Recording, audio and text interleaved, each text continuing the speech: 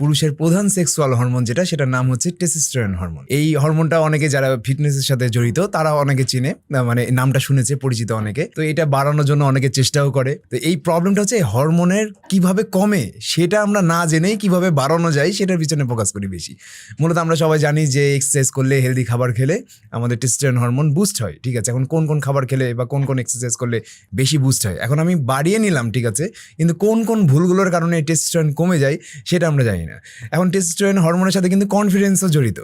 আপনার টেস্টোস্টেরন যদি কোনো একজন পুরুষের শরীরে হাই থাকে, তার ডিপ্রেশনও কম আসবে। তো যখন আপনি কনফিডেন্স আপনার বেশি, আপনার ডিপ্রেশনও নাই, আপনি ফ্রিলি থাকছেন, তখন কি হবে, তখন আপনি যে কোনো কাজ, সেটা মানে আপনি কারোর সাথে সম্পর্কে জড়ানো বলেন, আপনি কারোর সাথে হয়তো বা সেক্সুয়ালি ইন্টিমেট করার কথা বলেন, অথবা আপনি কোনো একটা জবে যাচ্ছেন, সেখানে ইন্টারভিউ দিচ্ছেন, সেখানেও যদি আপনার টেস্টোস্টেরন পর্যাপ্ত পরিমাণে থাকে সেক্ষেত্রে আপনি কনফিডেন্স বেশি পাবেন।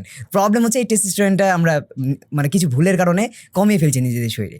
এখন সব থেকে বড় ভুলটা হচ্ছে, এখন দেখেন যে অনেকগুলো ভুল আছে, কিন্তু সব থেকে বড় হচ্ছে যে অতিরিক্ত সুগারি খাবার খাওয়া। এটা অনেকে মনে করবে যে, অনেকে মনে করতে পারে যে না, মনে হয় হস্তমৈথুন করলে টেস্টোস্টেরন লেভেল ডাউন হয়, বা কেউ মনে করতে পারে পর্ন অ্যাডিক্টেড হলে টেস্টোস্টেরন ডাউন হয়, আরো অনেক কিছু আছে। কিন্তু আমার কাছে সব থেকে বড় রিজন মনে হয় অতিরিক্ত চিনি খাওয়া। এটা আমরা অনেকে নেগলেক্টই করি, বিশেষ করে যারা একটু পাতলা সাতলা, মানে যাদের বডি ওয়েট আইডিয়ালি থাকে, তারা তো মনে করে যে আমি ফিট আছি। তো তারা দেখবেন যে কখনোই চেষ্টা করে না যে আচ্ছা ঠিক আছে, তাদেরকে যদি আপনি বলেন যে এই তুমি এত কোল্ড ড্রিঙ্কস খাও কেন প্রতিদিন, যে বলবে আমার কি ভুঁড়ি আছে নাকি, খেলে কি হবে কিছু। কিন্তু প্রবলেম শুধুমাত্র ভুঁড়ি হওয়া বা চর্বি হওয়া না, সেটার সাথে মেটাবলিজমও সম্পৃক্ত।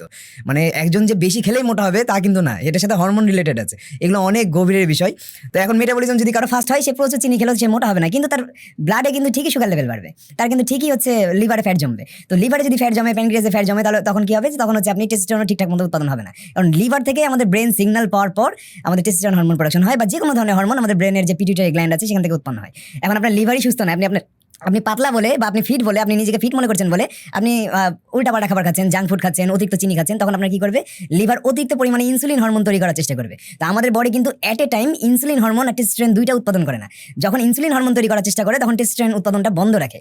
এই কারণে যেটা হয় যে যখন আমরা প্রচুর পরিমাণে সুগারি খাবার খাচ্ছি, অর্থাৎ ধরেন যে আমরা ক্ষুধা লাগছে, আমরা কোনো রকম কার্বোহাইড্রেট খাচ্ছি, আমরা তো এমনি নর্মালি হচ্ছে দুপুরবেলা তো ভাত খাই, সকালবেলা রুটি খাচ্ছি, আবার রাতে ভাত খাচ্ছি, এই 3 বেলা কার্বোহাইড্রেট তো ঠিক আছে, কিন্তু মাঝে যে নাস্তা, সেগুলোতে আমরা বিস্কিট ছাড়া বা হাবিজাবি অনেক সময় পিৎজা অর্ডার করে খাচ্ছি, বার্গার অর্ডার করে খাচ্ছি, চিপস অর্ডার করে খাচ্ছি। সুগারি ড্রিঙ্কসের কথা আলাদাই বললাম। তো হ্যাঁ, যত ধরনের ময়দা, যত ধরনের কার্বোহাইড্রেট আছে, সবই কিন্তু আমাদের বডিতে যে গ্লুকোজ অর্থাৎ চিনিতে রূপান্তর হয়। তো আমরা আমাদের বডিকে এত বেশি চিনি দিচ্ছি যে আমাদের ব্রেন সিগন্যাল পাচ্ছে যে এই চিনিটাকে মাসেল সেলে পৌঁছানোর জন্য তো ইনসুলিন দরকার। ইনসুলিন ছাড়া কিন্তু চিনি আমাদের মাসেল সেল ব্যবহার করতে পারে না। তো আমাদের বডি কি করে, ব্রেন কি করে, ইনসুলিন হরমোন প্রচুর পরিমাণে উৎপাদন করা শুরু করে, যার কারণে টেস্টোস্টেরন উৎপাদন বন্ধ রাখে, যেটা প্রধান সেক্সুয়াল হরমোন পুরুষের। সেই জায়গায় যে যখন দেখা যায় যে টেস্টোস্টেরন লেভেলটা ডাউন হয়ে যায় আর বডিতে ইনসুলিন বাড়ে। ইনসুলিন কেন বাড়ছে, আপনার বডি চেষ্টা করছে যে সে ছেলেটা এত বেশি চিনি খেয়েছে বা কার্বোহাইড্রেট খেয়েছে,